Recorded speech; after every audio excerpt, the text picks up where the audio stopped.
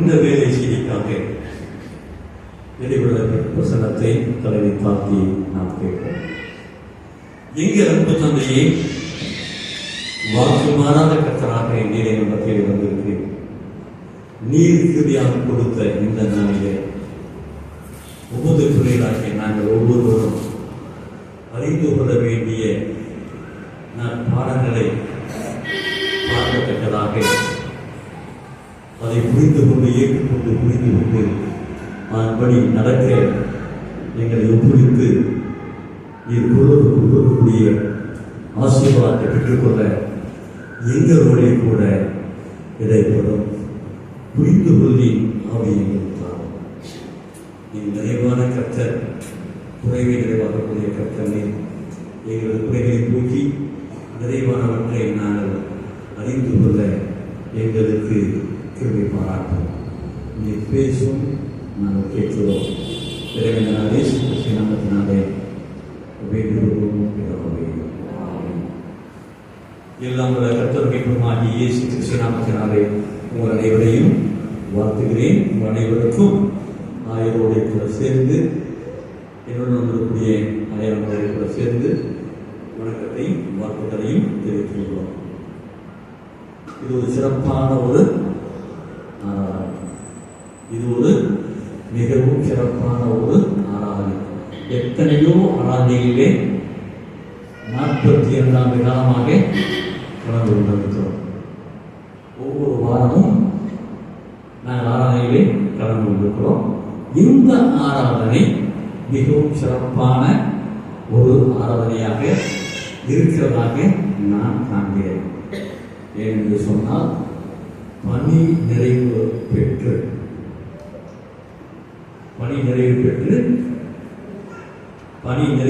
அதன் பின்பதாக முழுமையாக பங்கேற்கக்கூடிய ஒரு ஆராதனையாக, முதலாவது ஆராதனையாக இந்த ஆராதனை இருக்கிறது. இந்த வாய்ப்பை கொடுத்த இறைவனுக்கு நிறைவு என்பதில்லை. இறுதி வரைக்கும் ஓடியாடி ஊழியம் செய்த அடிப்படையில் இந்த வாய்ப்பை கொடுத்த இறைவனுக்கும் கருவியாக பயன்படுத்தின தல ஆய்வுக்கும் அவரோடு இணைந்து பணியாற்றி கொண்டிருக்கூடிய போதசேகர குழுவிற்கும் உங்களுக்கும் நெஞ்சான நன்றியை நான் தெரிவித்துக் கொள்கிறேன். ஓகேங்களா? இறைவனை துதிப்போம். இறைவனுக்கு நாம் நன்றி செலுத்துகிறோம். ஓகே, தென்னிந்திய திருச்சபையில் ஒழுங்கின்படி திருத்துவ திருநாளுக்கு பின்வரும் எத்தனாவது ஞாயிறு? 5வது ஞாயிறாக இந்த ஞாயிறு அமைகிறது. திருச்சபை ஒழுங்கின்படி இந்த நாளிலே நமது சிந்தைக்காக வகுத்து பகுத்து கொடுக்கப்பட்டிருக்கூடிய தலையங்கம் என்னவென்று சொன்னால், people of God salt and light. People of God salt and light என்கிற தலையங்கம் கொடுக்கப்பட்டு இருக்கிறது. இதனுடைய தமிழாக்கம் உப்பாகவும் ஒளியாகவும் இறைமக்கள், உப்பாகவும் ஒளியாகவும் இறைமக்கள் என்பதுடைய மொழிபெயர்ப்பாக இது இருக்கிறது. இதிலே 3 தலையங்கம் புரிந்திருக்கிறதை நாம் கண்டுகொள்ள முடியும். என்னென்ன வருதுங்க? முதலாவது இறைமக்கள், சார்ந்து வருவது உப்பு, அதை தொடர்ந்து சார்ந்து வருவது ஒளி அல்லது வெளிச்சம். இந்த 3 காரியமும் வருகிறது. ஒன்றை ஒன்று நாம் புரிந்து கொள்ளாமல் நாம் எதையுமே புரிந்து கொள்ள முடியாது. 3 தலையங்கம் வருகிறது. 3 தலையங்கத்திலேயும் அதை புரிந்து கொள்ளத்தக்கதாக நம்முடைய கர்த்தர் மீட்பருமாகிய இயேசு சாமி உருவகமாக 3 காரியங்களை சொல்லியிருக்கிறார். உருவகம் என்பது நாம் எளிதிலே புரிந்து கொள்ளத்தக்கதாக, புரிந்து கொண்டு நடக்கத்தக்கதாக வழிகாட்டுகிற வழிநடத்தக்கூடிய ஒரு ஊடகமாக இது இருக்கிறது. உருவகம் என்பது சரி, உருவகம் வருகிறது. என்னென்ன உருவகம் வருகிறது இதுல பதில் சொல்லுங்களேன். என்னென்ன உருவகமாக பயன்படுத்துகிறார்? சொல்லுங்க. வாசிக்கிற திருமறை பாடத்திலே 2 வருகிறது, சாரா நபியிலே 1 வருகிறது. என்ன உருவகம்? உப்பு, வெளிச்சம். 3வது இறை மக்கள் குறித்தான காரியத்தை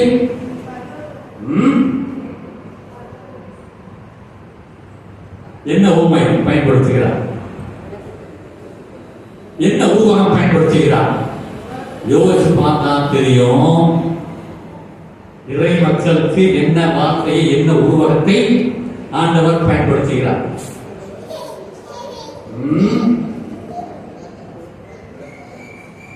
கட்டிடங்க. சின்ன பிள்ளைகளுக்கு பார்த்து கண்மலையின் பேர் கட்டினவன் புத்தி உள்ளவன், மணலின் மேல் கட்டினவன் புத்தி அற்றவன். இறைமக்களுக்காக இறைமகனாகிய இயேசு கிறிஸ்து உருவகமாக கட்டிடத்தை அல்லது மாளிகையை உருவமாக பயன்படுத்தி கற்றுக் கொடுத்தவராக இருக்கிறார். ஆக இறைமக்கள் யார் என்பதை நாம் அறிந்து கொள்ளாமல் மற்றதை நாம் பயன்படுத்த முடியாது. ஆகவே இந்த நோக்கிலே நாம் இறை தியானத்தை நடத்துவது சால சிறந்தது என சொல்லி வரிசைக்கிரமாக இதை அமைத்திருக்கிறேன். ஒவ்வொரு உருவகத்தையும் மையமாக வைத்து செய்தி கொடுப்போம் என்று சொன்னால் ஒவ்வொரு உருவகத்திற்கும் குறைந்தது ஒரு 45 நிமிஷ நேரம் விளக்கம் கொடுக்கணும்னு சொல்லிச்சுன்னா ஒவ்வொரு உருவகத்துக்கும் எத்தனை நிமிஷம் வரும்? குறைஞ்சபட்சம் 30 இருந்து அதிகபட்சம் 45 நிமிடம் வரைக்கும் எடுக்கும் விளக்கம் கொடுத்தோம் சொல்லிச்சுன்னா. ஆனால் அவ்வளவு நேரம் நாம் அதை செயல்படுத்த முடியாது. நமக்கு வரையறுத்து கொடுக்கப்படக்கூடிய நேரத்திலே இதை தெளிவாக புரிந்து கொள்ள ஆண்டவர் நமக்கு உதவி செய்வாராக. ஆக சுருக்கமாக நாம் இந்த உருவத்தை குறித்து சிந்தித்து பார்த்து அதை புரிந்து கொள்ள நடக்க ஆண்டவர் நமக்கு கிருபை பாராட்டுவாராக. ஓகே, இறைமக்கள் என்பவர்கள் யார்? இந்த கேள்வியை கொண்டு வைக்கிறேன். இறைமக்கள் யாருங்க? கடவுளுடைய மக்கள் யாருங்க? நாம தான் சொல்லிட்டு சொல்றீங்க.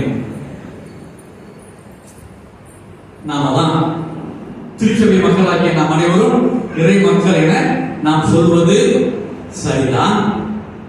ஆனால் அந்த இறை மக்களாகிய நாமும் கர்த்தர் சொன்ன அடிப்படையிலே சரியான மாளிகையாக இருக்கிறோமா இல்லையா என சிந்தித்து பார்ப்பது, சரியான கட்டிடமாக நானும் நீங்களும் இருக்கிறோமா இல்லையா என சிந்தித்து பார்ப்பது, நாம் யார், உண்மையாகவே நாம் இறைமக்களா இல்லையா என்பதை அறிந்து கொள்ள முடியும்.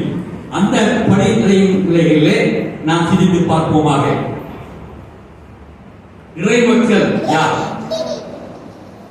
மூளை கல்லாகி, நல்லா கவனிங்க, மூளை கல்லாகிய இயேசு கிறிஸ்துவினை அடித்தளமாக கொண்டு அவர் மேல் கட்டப்பட்டிருக்கூடிய அப்போஸ்தலர் தீர்க்கதரிசிகள் மேல் இசைவாய், இணக்கமாய், உறுதியாக, அழகாக கட்டப்பட்ட மாளிகைதான், கட்டிடம்தான் இறைமக்கள். இந்த படிநிலைகளிலே நாம் கட்டப்பட்டு இருக்கிறோமா? கவனிச்சீங்களா? யாரை அடித்தளமாக கொண்டு? மூளைக்கல்லாகிய கிறிஸ்துவை, அவர் மீது கட்டப்பட்டிருக்கூடிய அப்போஸ்தலர்களை, தீர்க்கதரிசிகளை, அவர் மீது நாம் இணக்கமாய், இசைவாய், உறுதியாய், அழகாய் கட்டப்பட்டிருக்கிறோமா என சிந்தித்து பார்ப்போமாக. ஓகே, சிவில் இன்ஜினியர்ஸ் படிக்கக்கூடியவங்க,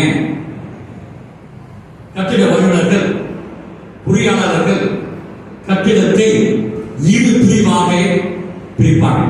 நல்ல வீடு இல்லைங்கல்ல, இரு பிரிவாக பிரிப்பாங்க. இரு நோக்கில பார்ப்பாங்க. முதல் நோக்கிலே அவர் பார்ப்பாங்க ஸ்ட்ரக்சர், இரண்டாவதாக பார்ப்பாங்க சூப்பர் ஸ்ட்ரக்சர்.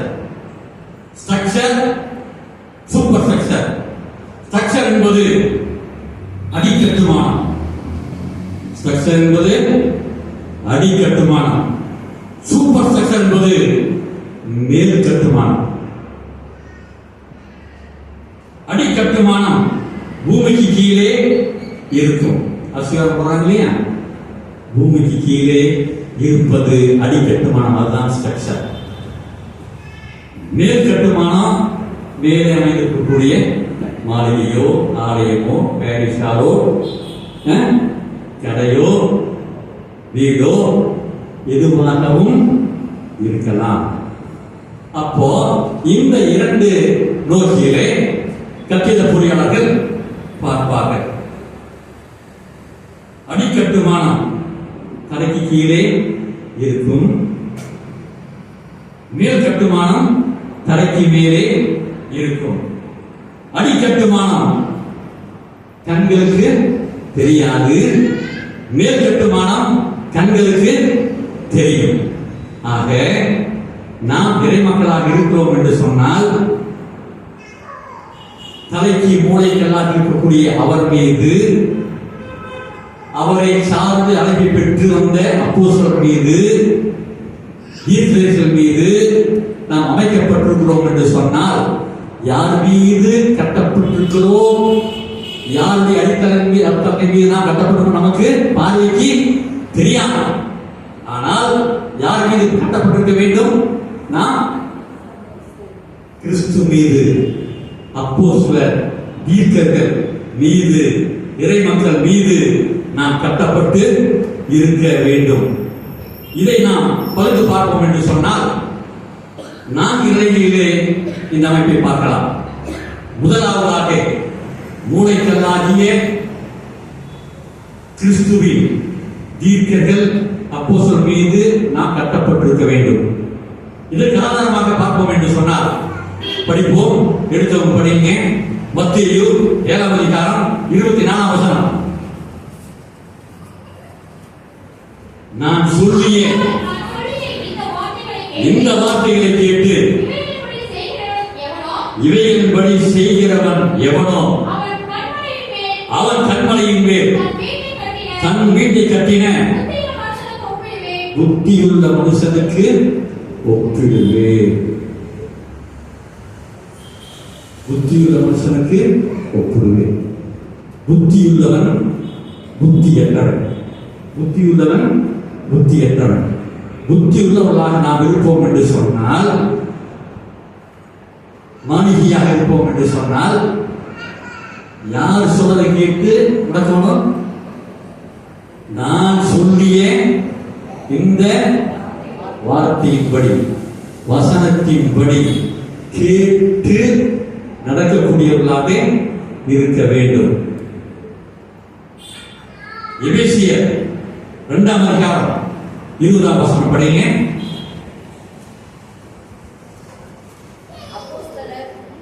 அப்போஸ்தலர்கள், தீர்க்கதரிசிகள் என்பவருடைய அஸ்திவாரத்தின் மேல் கட்டப்பட்டவர்களாய் இருக்கிறீர்கள். அதற்கு கிறிஸ்து தாமே மூளைக்கல்லாய் இருக்கிறார். யார் மூளைக்கல்? அவர் மீது நானும் நீங்கள் கட்டப்பட்டிருக்கிறோம் என சொன்னால், அவர் என்ன சொல்லி இருக்கிறாரோ அதன்படி கேட்டு நடக்கக்கூடியவர்களாக இருக்க வேண்டும். எபேசியர் அடுத்ததாக நாம் பார்ப்போம் என்று சொன்னால், இரண்டாவதாக இணக்கமாய் இசைவாய் கட்டப்பட்டிருக்க வேண்டும். எப்படி கட்டப்பட்டிருக்க வேண்டும்?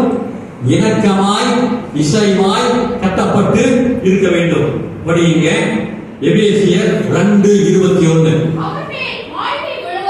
அவர் மேல் பாருங்க, இது வந்து மேல சூப்பர் ஸ்ட்ரக்சர் உள்ள கிரவுண்ட் லெவல் மேல பார்த்தோம்.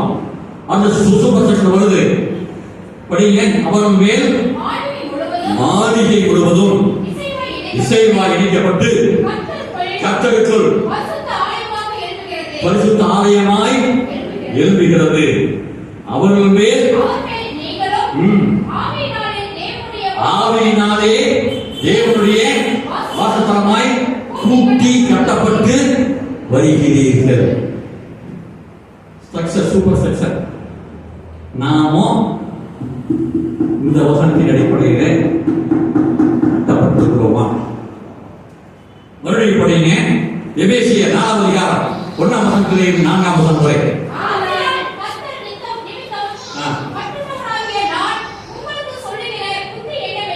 கட்டுள்ளவனாகிய அப்போஸ்தலனாகிய பவுலாகிய நான் உங்களுக்கு சொல்லுகிற புத்தி என்னவெனில்,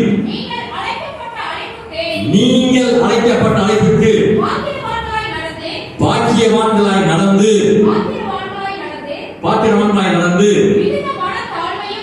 மிகுந்த மனத்தாழ்மையும் சாந்தமும் நீடிய பொறுமையும் உடையவர்களாய் அன்பினால் ஒருவரை ஒருவர் தாங்கி சமாதான கட்டினால் ஆவியின் ஒருமையை காத்துக் கொள்வதற்கு ஜாக்கிரதையாய் இருங்க.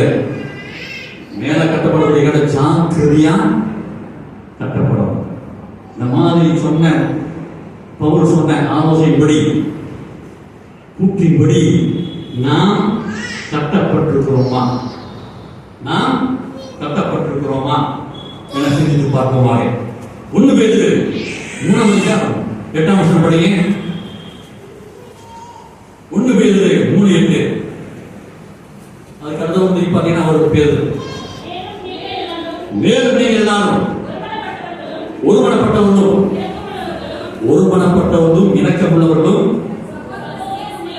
சகோதர சிநேகமுள்ளவர்களும் மனமுறுக்கமுள்ளவர்களும் இணக்கமுள்ளவர்களாயிருந்து தீமைக்கு இணக்கமுள்ளவர்களாக இருந்து இல்லையா? அந்த இணக்கத்தோட கூட நாம் கட்டப்பட்டிருக்க வேண்டும். மேல அமையக்கூடிய கட்டிடம் செங்கல், மணல், செங்கல் இல்லையா, சிமெண்ட், வேற என்னென்ன காமன் இருக்குதோ அத்தனை ஒன்றாய் இணக்கமாயித்தான் அது இடைநிலையிலே கட்டப்பட்டிருக்கிறது. இந்த மாதிரி சொன்ன காரியங்கள் எல்லாம் நிலையிலே நாம் கட்டப்பட்டு இருக்க வேண்டும். யாக்கோபு 3:17 பரத்திலிருந்து வருகிற ஞானமோ படி. யாக்கோபு 3:17.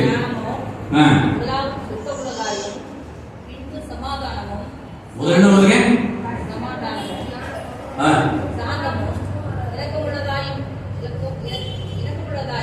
இணக்கமுள்ளதாயும் இரக்கத்தாலும் நற்கனியினாலும் இதெல்லாம் வந்து சேர்ந்து நிலைமையிலே இருக்க வேண்டும். இதுல இணக்கம் வரும்.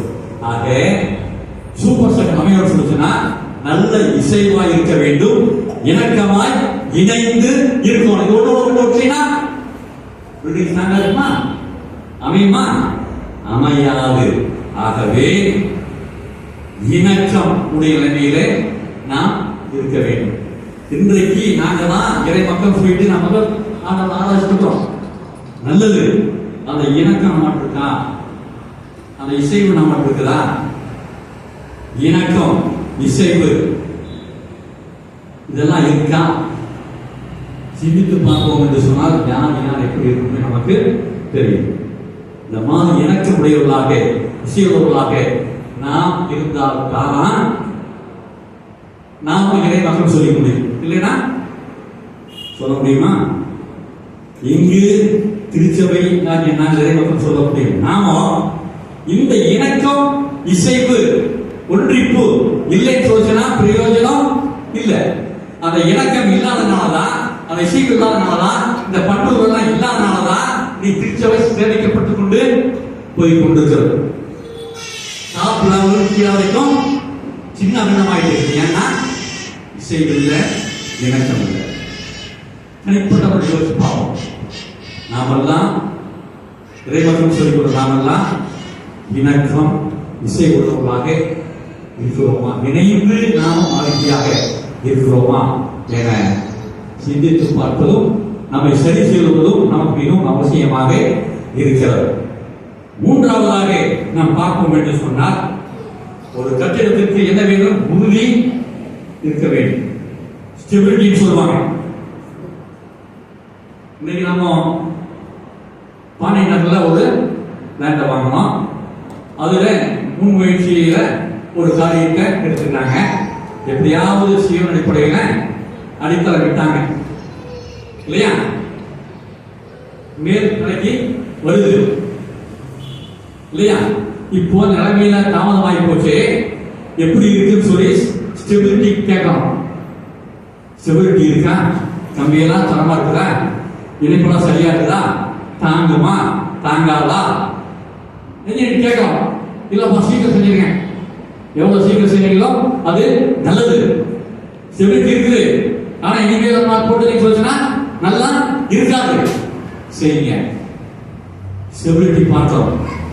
உறுதித்தன்மை ஸ்திரத்தன்மை கட்டிடத்தில் இருக்கணும்.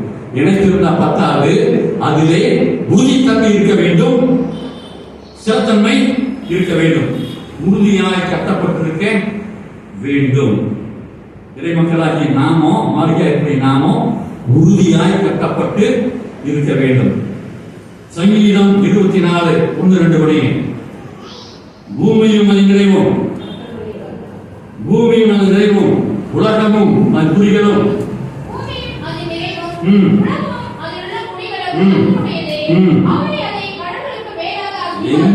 எங்க ஸ்தாபித்தாரு, எங்க ஸ்திரப்படுத்தினாரு? தண்ணிக்கு மேல, இங்க வானத்துக்கு கீழே எடை தூக்கி இருக்கிற இல்லையா? நீருக்கு மேல வானத்துக்கு கீழே பூமி என்ன செஞ்சுக்கிறது? பூமியும் அதன் நிறைவும், உலகமும் அதன் குடிகளும். குடிகளாகி நாம உலகம் இருக்கிறோம். குடிகளும் கர்த்தருடையது. அவரே அதை கடலுக்கு மேலாக அஸ்திவாரப்படுத்தி ஸ்தாபித்தார். அதுல ஸ்திரத்தன்மை இருக்கு. இதனால் வரைக்கும் இருந்து கொண்டு இருக்கிறது. என்னவோ வந்துச்சு இல்லையா? அவர் படைப்பு ஸ்திரத்தன்மை உறுதியுடையதாய் இருந்திருக்கிறது. எதுவும் மாறவில்லை, எதுவும் அழிவை ஏற்படுத்தவில்லை. ஸ்திரத்தன்மையுடையதாக இருக்கிறது. கொஞ்சம் நிலைமான எல்லாமே போயிடும். நமது உறுதித்தன்மை எதன் மீது இருக்கிறது? இறைமக்களாகிய நம்முடைய நம்பிக்கை உறுதி எதன் மீது இருக்கிறது? எதன் மேல இருக்குதுங்க? விசுவாசத்தில் இருக்கிறா அல்லது பணத்தில் இருக்கிறா? எதுல இருக்கு நம்ம நம்பிக்கை? எதுல இருக்குதுங்க? பொருள் இருக்குதா அது விசுவாசம் இருக்குதா? விசுவாசிகளாகிய நமக்கு ஆண்டவர் கற்றுக் கொடுத்திருப்பது பரமண்ட ஜெபம். இப்படி ஜெபம் செய்யும். பரமனுடைய பிதாவே, உம்முடைய நாமம், உம்முடைய ராஜ்யம், உம்முடைய சித்தம். அப்புறம் அன்றைய அப்பத்தை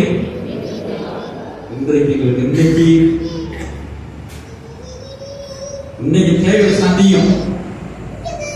நாளை இதை பத்தி எல்லாம் கவலைப்படும். அந்த நாள் அதுக்காக கவலைப்படும். இன்னைக்கு மக்களாகி நாம இதை யோசிக்கிறது இல்லை. நாளைக்கு என்ன, அடுத்த ஆண்டுக்கு என்ன, 10 ஆண்டுக்கு என்ன, பின்னாலே எங்க நம்ம நம்பிக்கை இருக்குது. எது இருக்குது?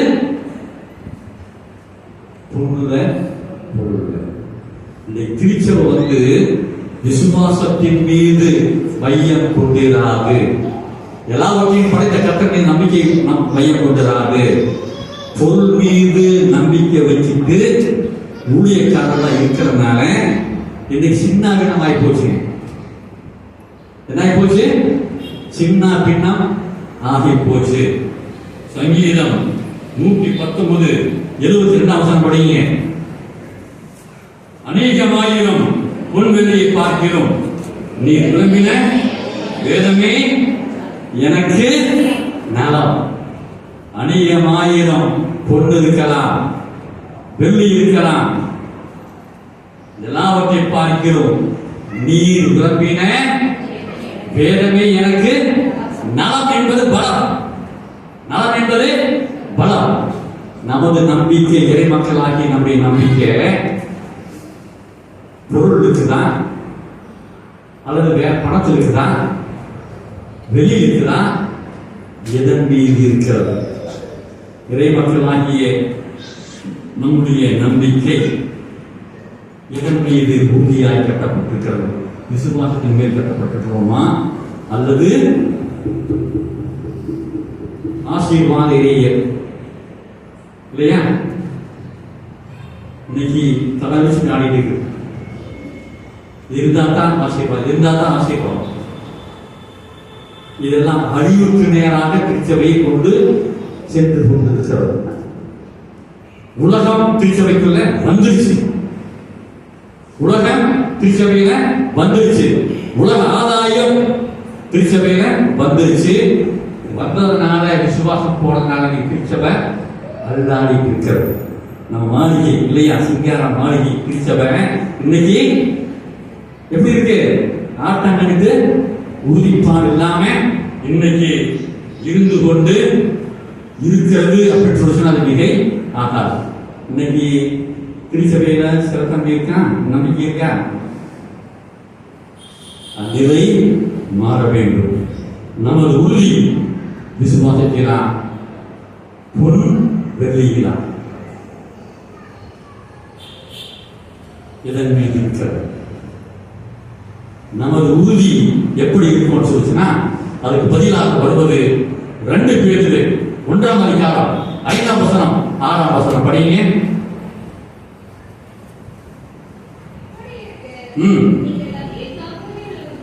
அதிக ஜாதிகள் உள்ளாய் வர பேசுனங்க. விசுவாசம் பொண்ணுள்ள பொருள். விசுவாசத்தோட தைரியத்தையும், தைரியத்தோட ஞானத்தையும், கர்த்தருக்கு பயப்படக்கூடிய பயம், ஞானத்தோட இச்சை அடக்கம், போதுமென்ற மனதம், போதுமென்ற மனதே பொற்செய்யும் மருந்து, ஆசையே எல்லா தீமைக்கும் வேறு. இச்சை அடக்கத்தோடு, இச்சை அடக்கத்தோடு என்ன வேணும்? பொறுமை.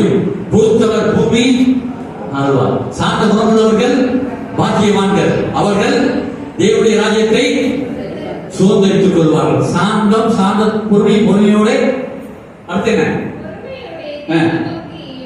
தேவபக்தி. இதெல்லாம் சேர்ந்து அடுத்து வாங்க தேவபக்தி.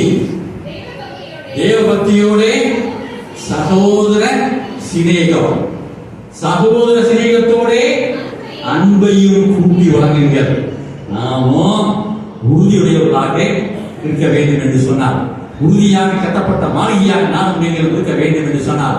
அவ்விதமாக கட்டப்பட்ட இறைமக்களாக நாம் இருக்க வேண்டும் என்று சொன்னால் இந்த 8ம் இணைந்து இருக்க வேண்டும்.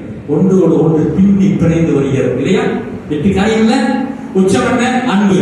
இறைவன் அன்பாகவே இருக்கிறார். அன்பு இல்லாமல் தேவனுக்கு உன்னை என்ன செய்கிறது போல் இல்லையா? இதெல்லாம் எனக்கு உச்சத்தில் வருவது அன்பு. 8 காரியங்களும் இணைந்து வருகின்ற பொழுது, விசுவாசத்தை மையமாக வைத்து தொடர்ந்து வருகின்ற 8ம் நிறைவேற்றக்கூடியவர்களாக நாம் இருக்கின்ற பொழுது நாம உறுதியுடையவர்களாக இருப்போம். விசுவாச வாழ்க்கை வாழ்கிறவர்களாக நாம் இருப்போம். சகோதர சிநேகத்தோட அன்பையும் கூட்டி கூட்டி வழங்குங்கள். இதெல்லாம் திருச்சபையில் இருக்கா? இறை மக்களாக நம்மிடத்தில் சொல்லிக் கொள்கிற நம்மிடத்தில் இருக்கா? எத்தனை போட்டி, எத்தனை பொறாமை, எத்தனை குடிவைப்பு.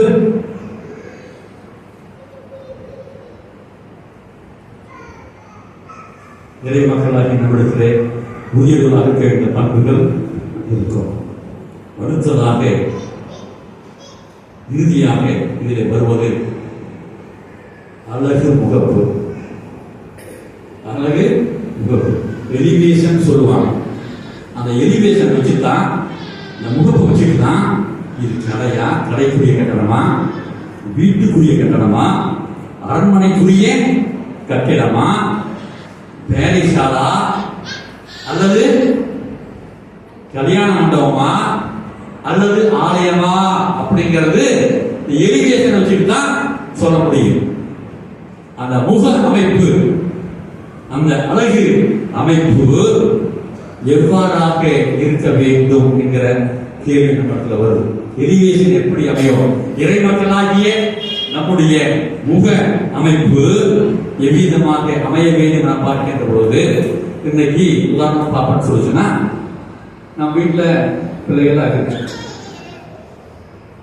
திருமணம் முடிக்க ஆயத்தப்படுறோம். என்ன கேட்கலாம்? என்ன கேட்கணும்? ஃபர்ஸ்ட் பார்க்கறதுக்கு முன்னால பார்த்துட்டா வேணாம்னு சொல்ல முடியாது, ஒரு போட்டோ கொடுத்து கேட்கலாம் இல்லையா? ரொம்ப கேர்ஃபுல்லா சொல்லுவாங்க. எதை பிடிச்சி கொடுக்கலாம்? எதுங்க என்ன பிடிச்சி கொடுப்போம்? எதை பயமா காட்டுவோம்? பேசுங்க, முகம் எப்படி இருக்கு? அழகா இருக்கா, சிவப்பா இருக்கா, கருப்பா இருக்கா, சிரிச்ச முகமா, நீல் முகமா? அந்த முகத்தை வச்சு நம்ம இட போறவங்களா இருக்கணும் இல்லைன்னா, முகமாப்பு வச்சு தீர்மானிக்கின்றவர்களாக நாம இருக்கிறோம். உலகம் சொல்லுகிறது முக அழகுதான் மையம்,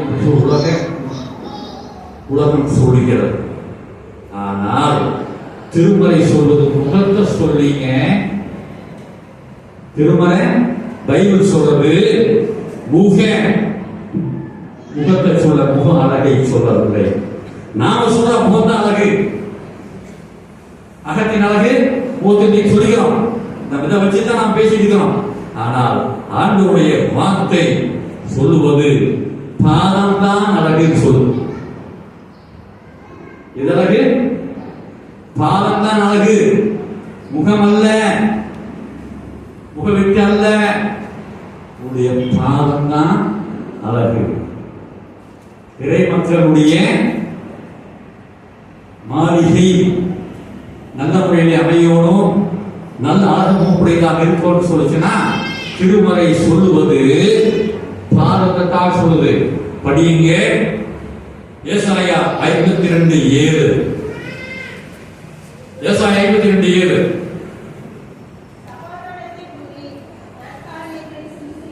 நல்ல சத்தம் போட்டு படிங்க. சமாதானத்தை கூறி நற்காரியங்களை சுவிசேஷமாய் அறிவித்து ரட்சிப்பை பிரசித்தப்படுத்தி தேவன் ராஜரீகம் பண்ணுகிறார் என்று சீயோனுக்கு சொல்லுகிற சுவிசேஷனுடைய பாதங்கள் மலையின் மேல் எவ்வளவு அழகு! திருமறை சொல்லுகிற அழகு சுவிசேஷனுடைய பாதங்கள். இன்றைக்கு திருச்சபை கட்டப்பட்டிருக்கிறது என்று சொன்னால், நற்செய்தியின் அடித்தளத்திலே வைத்து அவர் சுமந்து வந்த சுவிசேஷத்தினால் இன்றைக்கு கட்டப்பட்டு இருக்கிறது. பாதம் தான் அழகு. நாம் சுற்றி சொல்லுவாங்க, தலையெல்லாம் மாறி போச்சு, நாம் நீக்கிறோம், முகம்தான் பேசினா முகத்தை வச்சு எல்லாம் பண்றோம். நெவர், இல்லவே இல்லை. இறை மக்களுடைய அழகு பாதத்திலே இருக்கிறது. நற்செய்தியை அறிவிக்கிற, சுவிசேஷத்தை அறிவிக்கிற, நல்ல செய்தியை கொண்டு வருகிற மக்களுக்கு பறந்து வளர்ந்து சொல்லுகின்ற பாதத்திலே அது இருக்கிறது என சொல்லப்பட்டிருக்கிறது. இறை மக்களாகிய நம்முடைய அமைப்பினுடைய அழகு, முக அமைப்பு, எலிவேஷன், மேலுக்கு எலிவேஷன் எதன் மீது இருக்கு? பாதத்திலையா? காலாம பிடிக்கிறோம்.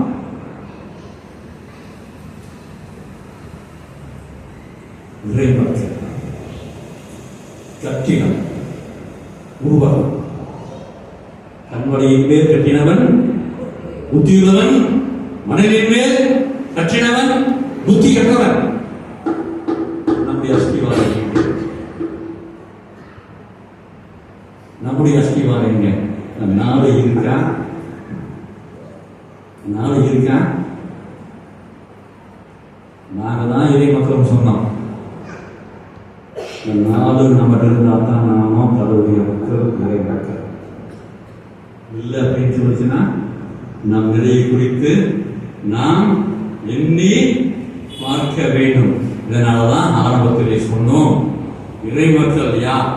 மூளைக்கல்லாகிய இயேசு கிறிஸ்துவை அடித்தளமாக கொண்டு அப்போஸ்தலர்கள் தீர்க்கங்கள் இசைவாய் இணக்கமாய் உறுதியாக அழகாக கட்டப்பட்ட மாளிகை, அதற்கு கட்டிடம் தான் இறை மக்கள். இறை மக்கள் யார் என்பதை அறிந்து கொள்ள ஆண்டவர் பயன்படுத்தின உருவகம் கட்டிடம், மாளிகை. ஓகேங்களா? நாம் எப்படி சுய தற்பரிசோதனை செய்வோம்.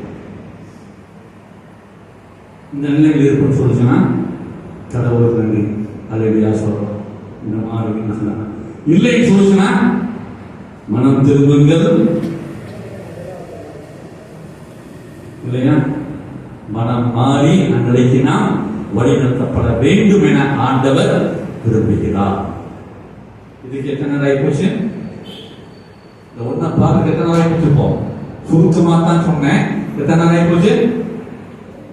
கிட்டத்தட்ட ஆயிப்போச்சு. 2 இருக்கு. முழுசா போலாமா? வேண்டாம். 2 உருவகம். இறை மக்கள் ஆகிய நீங்க எப்படி இருக்கணும் அப்படின்னு சொல்லித்தான் ஆண்டவர் இயேசு கற்றுக் கொடுத்துக்கிறார். இறை மக்கள் எப்படி இருக்கணும்? உப்பாக ஒளியாக. நீ எப்படி இருக்கணும்? உப்பாக ஒளியாக. வசந்த படையே 5:13. நீங்கள் பூமிக்கு உப்பாய் இருக்கிறீர்கள். உப்பானது சாரமற்று போனால் எதினால் சாரமாக்கப்படும், வெளியே கொட்டப்படுவதற்கும் மனுஷரால் நீக்கப்படுவதற்கும் என்று வேறொன்றுக்கும் நீங்கள் இறை மக்களாகிய நீங்க இந்த பூமியின் சொல்லிச்சுன்னா பூமியை வாழக்கூடிய அனைத்து ஜீவராசிகளுக்கும் நீங்க உப்பாக்குறீங்க. மக்களுக்கு மாத்திரமல்ல, அனைத்து படைப்புகளுக்கும் நீங்க உப்பாய் இருக்கிறீர்கள். இரண்டாவதாக, நீ வாழக்கூடிய உலகத்தில் வாழக்கூடிய மக்களுக்கு வெளிச்சமாய் ஒளியாய் இருக்கிறீங்க. எப்படி இருக்கணும் நிறைய மக்கள்? கடவுளுடைய மக்கள் சொல்றேன், உப்பா இருக்கணும், ஒளியா இருக்கணும். நானே உலகின் ஒளி என வந்தார் இல்லையா? அவருடைய ஒளி நம்மளே பிரகாசிக்கிறவர்களாக நாம இருக்கணும். அது ஒரு பக்கம் இருக்கட்டும். இப்போ உப்பா இருக்க வேண்டும் என சொன்னாங்க இல்லையா? உப்பின் தன்மைகள் என்னங்க? எத்தனை வகையான உப்பு இருக்கு தெரியுமா? எத்தனை வகையான உப்பு இருக்கு? 10, 4, 5, 6 எத்தனை இருக்கு? ஒவ்வொருத்தரும் ஒவ்வொரு முக்கியப்படுத்தி சொல்லிட்டு இருப்பாங்க உப்பின் தரத்து குறித்து. ஆனால் ரொம்ப கூர்ந்து நோக்கினால் 6 நிலைகளிலே உப்பு தன்மை இருக்கிறது. இந்த 6 தன்மைகள் 6 நாளிலே எல்லாவற்றையும் சிருஷ்டித்தார் இல்லையா?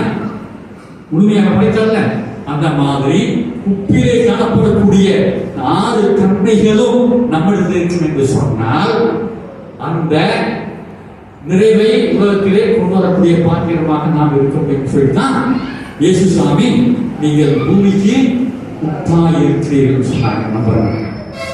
அப்போ 6 காரியம் என்னன்னு சொல்லி நாம வேறுபட்டமாக பார்க்கின்ற பொழுது, உப்பு என்பது அனைத்து வகையான அனைத்து மக்களாக இருக்கக்கூடிய ஒரு பொருள். உப்பில்லாத வீடு இருக்கிறார். ஆண்டியுடைய வீட்டிலேயும் இருக்கும், அரசனுடைய வீட்டிலேயும் இருக்கும். எல்லோரும் அதை வாங்குவதற்கு உரிய பலம் உள்ளவர்களாக தரம் உள்ளவர்களாக இருக்கிறார்கள். அனைவரும் பயன்படுத்தக்கூடிய அளவிலே அது எளிமையான விலை மலிவான குறைவான ஒன்றாக இருக்கிறது. எல்லோரும் பயன்படுத்த. அதுபோல இறை மக்களாகிய நம்மள எல்லோரும் பயன்படுத்தத்தக்க அளவிலே ஏழை எளிய மக்கள் நான் பயன்படுத்த வேண்டும், பணக்காரன் பயன்படுத்தணும், இருக்கிறவனும் பயன்படுத்தணும், எல்லாரும் பயன்படுத்தணும். அந்த அளவிலே எளிமையுள்ளவர்களாக நாம் இருக்க வேண்டும். இரண்டாவதாக உப்பு சுவை கொடுக்கூடியது. உப்பில்லா பண்டம் எங்கே? உப்பையிலே. ஆக உப்பு உணவுக்கு சுவையை கொடுக்கிறது. சுவையை நாம் விரும்புகிறோம். உப்பு சுவையை கொடுக்கக்கூடியிருக்கிறது. அதிகமா போனாலும் நல்லா இருக்காது, குறைஞ்சு போனாலும் நல்லா இருக்காது. சரியான வீராச்சாரத்தின் அடிப்படையில் அன்றுள்ள அப்பத்திகளுக்கான அடிப்படையில் உப்பை நாம் தேவையான அளவிலே பயன்படுத்தக்கூடிய ஒன்றாக இருக்கின்ற பொழுது, நுகரக்கூடிய மக்களாக நாம் இருக்கின்ற பொழுது சுவையை தரும். எந்த அளவிலே பயன்படுத்தும் அந்த அளவுதான் நாம பயன்படும். அதிகமாக சோழர்கள் அதிகமாக போட்டா பிரயோஜனம் இல்லை, குறைந்து போட்டாலும் அளவோடு அதை பயன்படுத்த வேண்டும். மக்களுடைய சுவைக்காக, நம்முடைய சுவைக்காக அளவாக உப்பை நுகர இடம் கொடுக்கக்கூடியவர்களாக இருக்க வேண்டும். மூணாவதாக உப்பு தன்னை கரைத்துக் கொள்கிறது. தண்ணீர் உப்பு போட்டோம்னா என்ன செய்யுது? சாம்பார் போட என்ன செய்யுது? தன்னை கரைச்சிருது. கரைப்பிலையும் சொல்லுச்சுன்னா சுவை கொடுக்காது. அது போல நம்மை நாம் கரைத்துக் கொள்கின்ற பொழுதுதான் நாம் சுவையை நம்முடைய வாழ்க்கையில நாம் கொடுக்க முடியும். யோவான் 3:16 படிங்க. தேவன்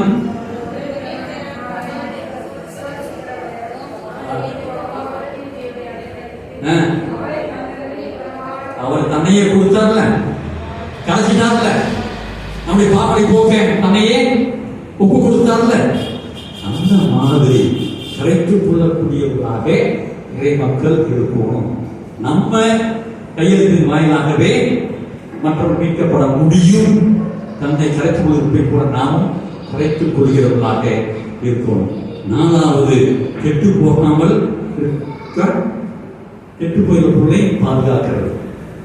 ஊருக்கான் இல்லையா, கருவாடு கெட்டு போகாமல் இருக்கும் சொல்லுச்சுன்னா உப்பு வைக்கிறோம்ல, உப்பு கற்றுண்ட போறோம்ல, கெட்டு போகாமல் பாதுகாக்கிறது. இறை மக்களாகிய நாம மற்றவங்கள கெட்டு போகாமல் இருக்கத்தக்கதாக பாதுகாக்கக்கூடியவர்களாக இருக்க வேண்டும். ஐந்தாவது, உப்பு அதிகமாக குடிச்சோம்னா சொல்லுவாங்க, உப்பு தின்னவன் தாகம் என்பது ஆரோக்கியமான ஒன்று. தாகத்தை தூண்டுவது உப்பாக இருக்கிறது. மான்கள் நீரோடைய வாங்கிட்டு கடற்கா போல் அந்த வாங்கியை கொடுக்கக்கூடிய தாகத்தை கொடுக்கக்கூடியதாக உப்பாக இருக்கிறது. தேவனை தேடக்கூடிய தாகத்தை மூட்டக்கூடிய மக்களாக இறை மக்களாக நாமும் நடந்து கொள்ள வேண்டும் என ஐந்தாவது தன்மை கொடுக்கிறது, விளக்குகிறது. ஆறாவது தன்மை, உப்பு பரிசுத்தமான. எங்க இருக்கிறது? கடல்ல. என்ன நாட்டில் இருக்குது? கடல் நீல இருக்குது, கருப்பா இருக்குது இல்லையா, சாவுக்கடலா எத்தனையோ ஒன்று ஒரு தாக்கல் இருக்குது. ஆனால் உப்பு உருவாகின்ற பொழுது வெண்மையான பூ போல பரிசுத்தமாக அது இருக்கிறது.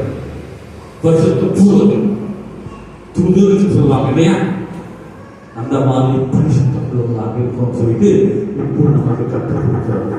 இறை மக்களாகிய நம்மிடத்தில் நீங்கள் சொல்றாரு, நீங்கள் உலகத்துக்கு பூமிக்கு உப்பாக இருக்கிறீர்கள். இந்த 6 தன்மையில் இருந்தால் நம்முடைய வாழ்விலே மற்றும் நிறைவை கொள்ளக்கூடிய பிள்ளைகளாக நாம இருக்க முடியும். அடுத்ததாக என்ன உருவகம்? ஒளி, வெளிச்சம். இதன் 3 காரியம் வருகிறது. ஒளி என்பது, வெளிச்சம் என்பது இருளை அகற்றுகிறது. இருட்டில் வெளிச்சம் வந்துச்சுன்னா, ஒளி வந்துச்சுன்னா இருள் மறைந்து போகிறது. நானே உலகின் ஒளி என சொன்னார், தாம் இருளை போக்கினார். நாமும் ஒளிகளுடைய இருளை போக்கக்கூடியவர்களாக, ஒளி வீசக்கூடியவர்களாக இருக்க வேண்டும் என முதலாவது காரியம் சொல்லுகிறது. இருளை ஒளி அகற்றுகிறது. இரண்டாவதாக இருட்டில் வழிகாட்டுது.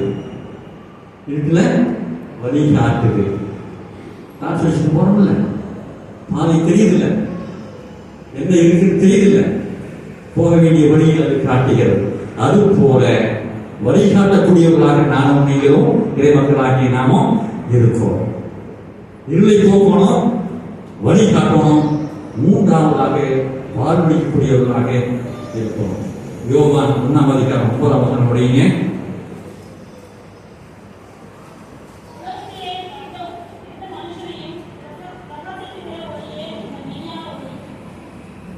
மறுபடிங்க, உலகத்தில் வந்த எந்த மனுஷனையும் பிரகாசிக்கிற ஒளியே அந்த மெய்யான ஒளி. அந்த ஒளி யாரு? நானே வழியும், நானே சத்தியமும், நானே ஜீவனுமாய். இல்லையா? ஆதியிலே வார்த்தை இருந்தது, அந்த வார்த்தை தேவனாய் இருந்தது, அந்த வார்த்தை தேவனிடத்திலிருந்து தேவனாய் இருந்தது, அந்த வார்த்தை கிருபையினால் தந்தினது. நமக்குள்ளே வாசனை உச்சமாக வருவது என்னது? ஒன்று, அந்த ஒளி. அந்த ஒளி நம்மளை பிரகாசிக்கிறதாக இருக்கும் என்று சொன்னால் நாமும் ஒளிகிற மக்களாக இருக்கிறோம். அந்த ஒளி நம்மை பற்றிக் கொள்ளாமல், நாம் பிரகாசிக்க பண்ணாமல் நாம் யாருக்கும் வழிகாட்ட முடியாது.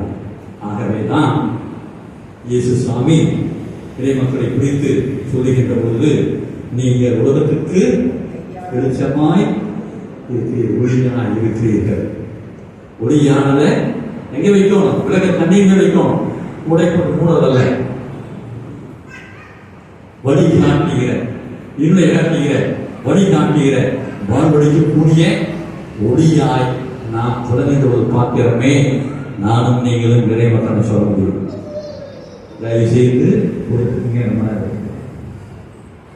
இத்தோடு நிறைவு கொண்டு வர விரும்புகிறோம். இறைமக்கள் யார்? இறைமக்கள் எத்தகைய தகவுடையவர்களாக இருப்போம் என்கிற காரியங்களை இந்த நாள் நமக்கு கற்றுக் கொடுக்கிறது. ஆக நம்ம சொன்ன மாதிரி நாம தான் இறை மக்கள், அவருடைய மக்கள் சொல்றது நல்லது, விசுவாசத்தோடு சொல்வது நல்லது.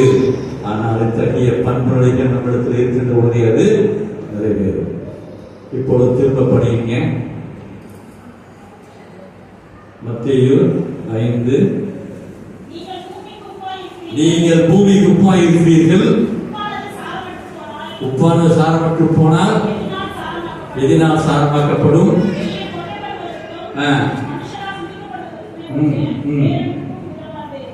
அப்புறம் வெளிச்சமாயிருக்கிறீர்கள் மாட்டாது.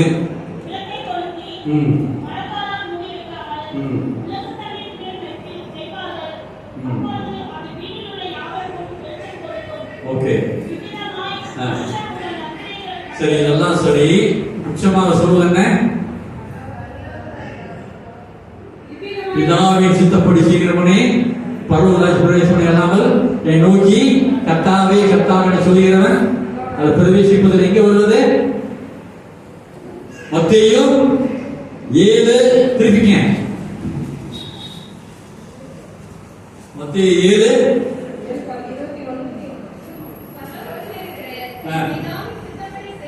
இறை மக்கள் பரலோகத்தில் இருக்கிற பிதாவின் சித்தப்படி செய்வான். அடுத்தது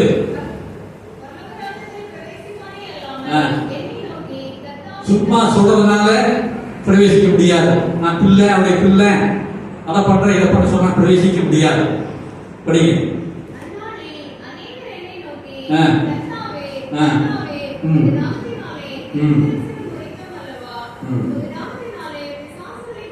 இதெல்லாம் பண்ணினோம் அப்படின்னு சொல்ற ஆண்டவர் சொல்றாரு, அகற்று போங்க சொல்றாருல்ல. அடுத்தது படிங்க. நான் சொல்லிய எத்தனை வசனம்? 24 வசனம். இதை உச்சமா படிப்போம். ஆகையால் நான் சொல்லிய இந்த வார்த்தையை கேட்டு இவைகளை செய்கிறவன் எவனோ அவனே. நான் புத்தியுள்ள மனுஷனா, புத்தியுள்ள மனுஷியா, புத்தியுள்ள மனுஷனா, மனுஷியா என்ன சொன்னாரோ அதை செய்யுங்களை சொன்ன போது சொன்னதை எப்படி செய்வது? அப்போதை கண்டார் இல்லையா? அவர் சொல்வதை அப்பளுக்கெல்லாம் அப்படியே கேட்கக்கூடிய மக்களாக இறை மக்களாக நாம் இருக்கின்ற பொழுது அவருடைய வாழ்வை நாம் பெற்றுக்கொள்ள முடியும், மக்களை வாழ்விக்கவும் முடியும். ஆதாம் ஏவாளை தோட்டத்தில் கொண்டு வைத்தார், பொறுப்பு கொடுக்கிறார், பண்படுத்த காக்க, பண்படுத்த காக்க. நம்மை உலகத்தில் வைத்திருப்பது பண்படுத்தவும் காக்கவும். உப்பு அதை செய்கிறது, ஒளி அதை செய்கிறது. இறைமக்கள் சொல்லக்கூடிய பிள்ளைகளாக நாம் அதை செய்ய ஆண்டவர் அழைக்கிறார். அந்த அழைப்பிற்கு முன்னையுள்ள மக்களாக தொடர்ந்து பயணிக்க ஆண்டவர் விரும்புகிற இறை மக்களாக வாழ ஆண்டவர் தொடர்ந்து நமக்கும் நம் திருச்சபை மக்களுக்கும் தெரிய திருச்சபைக்கும் அருள் பாராட்டுவாராக. கடவுள் நம்மை ஆசீர்வதிப்பார்கள். யார் செய்வார்.